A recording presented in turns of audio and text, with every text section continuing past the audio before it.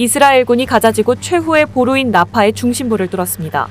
전차로 진격하며 치열하게 근접 전투를 벌이고 하마스 대원 180명 이상을 제거했는데요. 전날 미 백악관은 현재로서는 작전이 비교적 표적에 집중한 것으로 보인다며 미묘한 기류 변화를 보였고, 이에 이스라엘군이 자신감을 얻은 것으로 보입니다.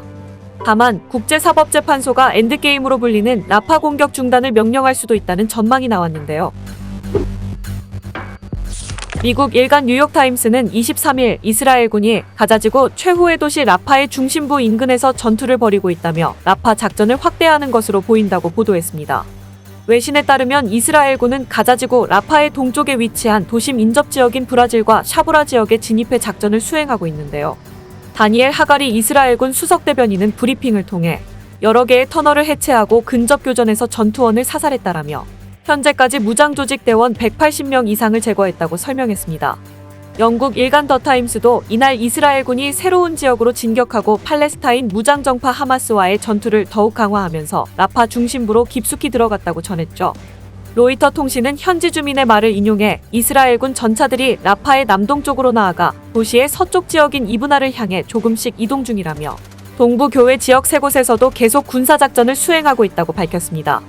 현지 주민은 이스라엘군이 서쪽으로 접근하려고 한다라며 그들은 인구 밀도가 높은 이브나의 변두리에 자리를 잡았다. 다만 아직 그곳을 침입하지는 않았다고 덧붙였는데요. 앞서 이스라엘은 지난 6일 라파의 지상군을 투입, 이집트와 접한 라파 교차로를 포함해 동부 일부 지역을 장악한 상황. 이스라엘군은 라파뿐만 아니라 베이트 하눈, 자발리아 등 가자지구 중부와 북부 지역에 대한 공격도 이어가고 있습니다.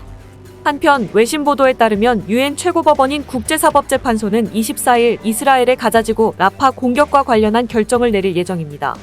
남아공은 지난 16일 국제사법재판소 심리를 통해 이스라엘의 행위는 인간이 거주할 수 있는 지역으로서 가자지구를 완전히 파괴하려는 엔드게임의 일부라며 이스라엘군의 공격 중단과 즉각적 철군 등을 명령해달라고 요청했는데요. 로이터 통신 등 외신은 국제사법재판소가 남아공의 요구를 받아들이는 방향으로 판단할 가능성이 높다고 진단했습니다. 그러면서 국제사법재판소가 라파 공격 중단을 명령할 경우 외교적 부담을 안길 수 있을 것이라며 베냐민 네타냐후 총리와 이스라엘 정부의 외교적 압력이 가해질 수 있다고 전망했는데요. 즉, 이스라엘이 국제정치적으로 고립될 수도 있다는 해석입니다. 이러한 가운데 마이크 존슨 미 하원 의장은 조만간 네타냐후 총리가 미국 의회에서 상하원 합동 연설에 나설 것이라고 말했죠.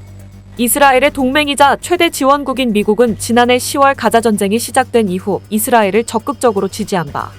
하지만 조 바이든 대통령은 민간인 사망자가 급증하자 네타냐후 총리에게 작전 규모 축소와 인명피해 최소화를 압박했고 급기야 무기 지원 중단 가능성을 언급하기도 했습니다.